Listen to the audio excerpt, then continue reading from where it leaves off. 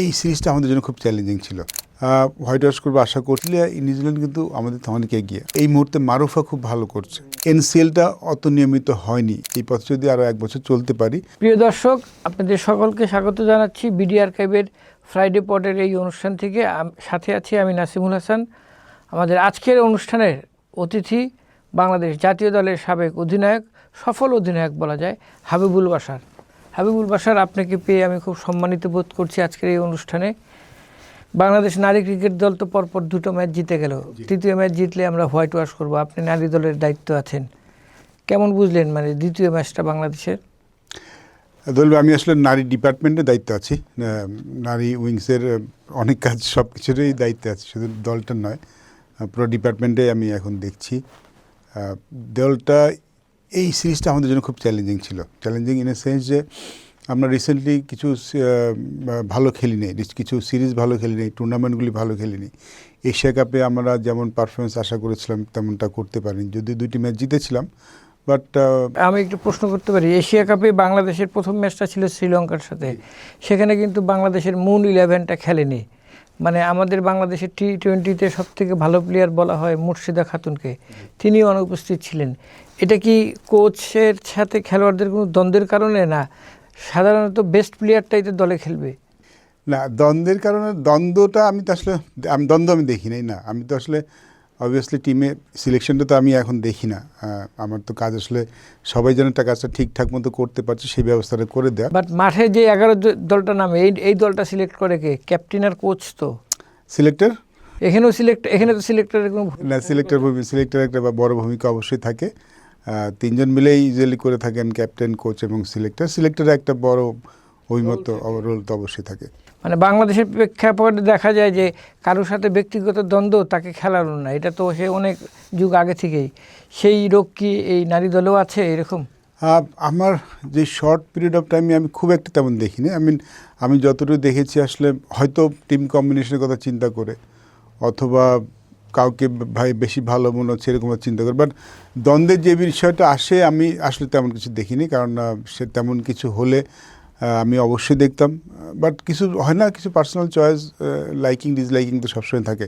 But দ্বন্দ্ব কিংবা কারোর সাথে কোনো ব্যক্তিগত। আপনারা শ্রীলঙ্কার থেকে বিশ্বকাপের প্লেয়ার হাসান তিলকরত্নকে কোচ এনেছেন, কিন্তু আমরা কিন্তু বাংলাদেশের নারী দলের খেলার কোনো গেম প্ল্যানিং দেখিনি। মানে আমি যে কথাটা বলতে চাচ্ছি সেটা হচ্ছে যে বাংলাদেশ অনেক অ্যাটাকিং এবং বক্স ফিল্ডিংয়ে যায়, কিন্তু বাংলাদেশ তো এখনও সেই দলে পরিণত হয়নি। বাংলাদেশ তো অস্ট্রেলিয়াও না, নিউজিল্যান্ডে না। সুতরাং আপনি যদি সুইপার নিয়ে খেলেন, মিড উইকেট স্কোয়ার লেগ নিয়ে খেলে, তাহলে তো আপনার 3টা রান সেফ হয়। তো সেই জিনিসটা তো তারা আমাদের থেকে ভালো বোঝার কথা, তো সেই কাজটা করে না কেন? দুল ভাই, আমরা তো শুরু করেছেন নতুন যাত্রায়। আমি আসার পর থেকে আমরা প্রথম খেললাম অস্ট্রেলিয়ার সাথে, তারপরে ইন্ডিয়ার সাথে 2টো টাফ সিরিজ ছিল, তারপরে এশিয়া কাপ খেললাম, তারপরে ওয়ার্ল্ড কাপ খেললাম। তো সবগুলো মেজর টুর্নামেন্ট ছিল। তো এই মেজর টুর্নামেন্টে ভালো করতে হলে আমাদের তো আউট অফ দ্য বক্স কিছু করতে হতো। আমি কোচকে জিজ্ঞেস করেছিলাম যে আসলে তার প্ল্যানটা কি। তিনি চিন্তা করছেন যে যদি আমরা বড় দলগুলোর সাথে ভালো করতে চাই, আমাদের out of the box different কিছু করতে হবে। প্রথাগত ক্রিকেট খেলা হয়তো আমরা ভালো করতে পারবো না, সেটাই তিনি চেষ্টা করেছেন। সেটা হয়তো আমাদের অতটা সাকসেস আসেনি। বাট আমার মনে হয় যে এখন আমরা মোটামুটি একটা ভালো পথে আছি। কিছু ইয়াং প্লেয়ার, কিছু ইয়াং দলে এসেছে। দলের ফিল্ডিংটা দেখবেন এখন বেশ ভালো হয়েছে। গত ম্যাচে দেখলাম একটু ভালো হয়েছে, এবং এনার্জিও বেশ এনার্জেটিক মনে হচ্ছে মেয়েদের। কিছু শটও দেখলাম খুব ভালো খেলেছে মিড অফের উপর। আমরা যদি আমরা এখন যেরকম ফ্যাসিলিটি প্রোভাইড করছি, আমরা তাদেরকে নিয়ে যে ফিউচার প্ল্যানটা করছি সেটা যদি করতে থাকি। কিন্তু টেকনিক্যালি অনেক দুর্বল, তারা জায়গায় দাঁড়িয়ে দাঁড়িয়ে খেলে, কোনো ফুটওয়ার্কটার জায়গাটা অনেক দুর্বল। এটা একটা বড় কারণ যে আসলে আমাদের মেয়েরা কিন্তু এখন আমি আসার পর যেটা দেখলাম, তারা আসলে মোস্টলি ঘরোয়া ক্রিকেট বলতে একটা টুর্নামেন্টই খেলেন, ঢাকা প্রিমিয়ার লিগ। এনসিএলটা অত নিয়মিত হয়নি। আমি যেমন এসে গত বছর করতে পারিনি টাইম ফ্রেমের জন্য, তার আগের বছর হয়েছে। বাট এনসিএলটা আর ঢাকা প্রিমিয়ার লিগ, এই 2টি খেলা মেজর টুর্নামেন্ট হয় তাদের। আমরা যদি এশিয়া কাপের ফাইনাল দেখি, সেখানে শ্রীলঙ্কার ক্যাপ্টেন যে চামারা তাপাত্তু, তাকে দেখলাম যে ইন্ডিয়ান বলারদের বিপক্ষে ব্যাকফুটে জাস্ট খালি পাঞ্চ করলো, বল 4। আমাদের প্লেয়ারদের ব্যাকফুটে যাওয়ার প্রবণতাই নাই, মানে তারা শুধু জায়গায় দাঁড়িয়ে মারতে পারলে। আর ওই পাওয়ারটা আসলে আমাদের এখনও জেনারেট হয়নি। আপনি যদি দেখেন, আমরা এখনও কিন্তু যে বাউন্ডারি হিটার কিংবা ওভার বাউন্ডারি হিটার হতে পারিনি, সেটাই আমরা চেষ্টা করছি। গত ম্যাচে কিন্তু একটু গ্লিমস কিন্তু আপনি দেখতে পেয়েছেন পাওয়ার হিটার, আমরা সেইটাই চেষ্টা করছি। এমন যে আমরা এখন যেই পথে আছি, এই পথে যদি আরও 1 বছর চলতে পারি, তাহলে আমাদের মেয়েরাও ওই দিকে এগিয়ে যাবে। কারণ ডেফিনেটলি আমাদের স্কিল লেভেলের কিছুটা ঘাটতি আছে, আমাদের পাওয়ারের কিছুটা বেশ বড় একটা ঘাটতি আছে। প্র্যাকটিসটা চেঞ্জ করবেন কি না? যেমন সেন্টার উইকেটে আপনি খেলা দিলেন, সেন্টার উইকেটে 4 ওভার আছে, তোমাদের এত রান দিতে হবে, আন্ডার-19 ফিল্ডাররা ফিল্ডিং করলো, মানে এই সকল করেছে, ওই উন্নতি করার একটা স্কোপ আছে। করা হয়, এগুলি করা হয়ে থাকে। আমাদের উন্নতি করতে যেসব দরকার সেটা করা হচ্ছে, সেটা এখন হয়ে থাকে।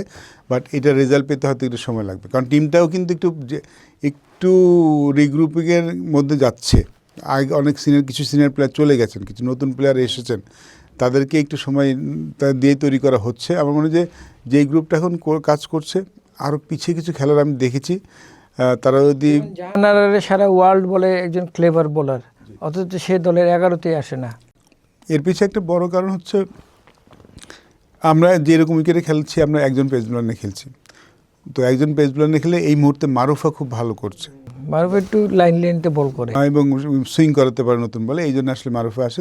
দুজন হতে পারে, এটা যদি আপনাদের গেম প্ল্যান থাকে তাহলে তো কোনো কথাই নেই ইনিশিয়ালি। বাট জাহানারার মতন প্লেয়ার বাইরে, এটা নিয়ে প্রশ্ন একটু উঠতেই পারে যে একটা দলের বেস্ট পেসার কেন বাইরে বেসার। এবং বাট এই মুহূর্তে at this moment Jahanara Marufa দুজনই খুব চমৎকার বোলিং করছেন।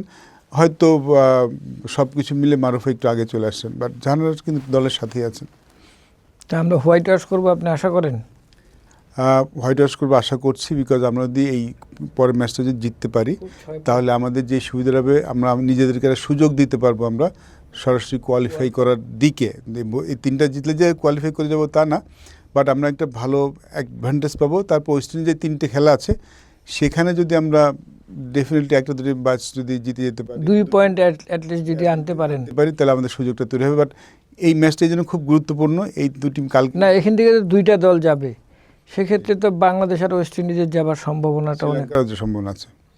শ্রীলঙ্কাও ঝুলিয়েছে এটার ভিতরে। ইটস এ টাফ কম্পিটিশন আমাদের জন্য, অনেক টাফ। হ্যাঁ, শ্রীলঙ্কা অনেক ভালো দল, শ্রীলঙ্কারও খেলা আছে, তো সব দলেরই মাইনাস প্লাস হবে। ওয়েস্ট ইন্ডিজের খেলা আছে, বাংলাদেশের খেলা আছে, শ্রীলঙ্কার খেলা আছে।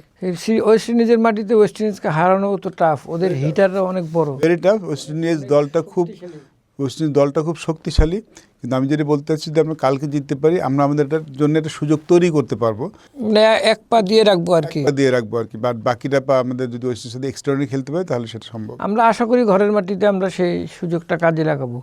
আমরা যে সবসময় বলি হোম অ্যাডভান্টেজ, এটা কিন্তু না। বাংলাদেশের মেয়েরা কিন্তু তাদের যোগ্যতা দিয়েই 2টি দল, মানে লাস্ট যেই ম্যাচটা ছিল 193 চেস করা ভেরি টাফ, বাট সেটা কিন্তু খুব সহজেই করেছে। আমাদের টপ অর্ডাররা ভালো করলো, মুর্শিদা ভালো করলো, স্বর্ণা ভালো করলো, পিঙ্কি ভালো করলো, জ্যোতি ভালো করলো, এবং তারা বেশ মারকুটে খেলাই খেললো দেখলাম। প্রথম ম্যাচে উইকেট কিন্তু একটু সফট ছিল। সেকেন্ড ম্যাচে কিন্তু আমরা স্পেসিফিক্যালি বলেছি ক্রিকেটারকে উইকেটটা ভালো করতে, বিকজ আমরা মনে করছি যে আমরা যেন যদি আমরা ওয়ার্ল্ড কাপে খেলি, মানে ওয়ার্ল্ড কাপের সুযোগ পাই খেলা, সেখানে তো আমাদের ভালো উইকেটে খেলতে হবে। আপনারা যে উইকেটে যে ঘাসটা ছিটালেন, দেখে তো মনে হলো যে বোলিং উইকেট, মানে জেতা ঘাস। না, ঘাসটার থেকে বেশি একটি রোল করা হয়েছে, বিকজ বছরের এই সময়টা আপনি জানেন উইকেট একটু সফট থাকে, আর মিরপুরে যখন উইকেট সফট থাকে তখন বলটা নিচে থেমে আসে, বলটার স্লো উইকেট হয়। আমরা একটু স্পেসিফিক ছিল যে যেন ভালো মতো রোল করা হয়, সো দ্যাট আমরা যেন বেটার উইকেটে খেলতে পারি, মানে বল যাতে ব্যাটে আসে। কারণ আপনাদের তো ব্যাটাররা সবই হিটার, কিন্তু বাংলাদেশের ব্যাটারদের একটা প্রবণতা যে সব বলই হিট করে, এটার কারণ কি? সব বলে হিট করে না, আমার মনে হয় যেটা হয় যে আটকে গেলে আসলে মারার চেষ্টা করে।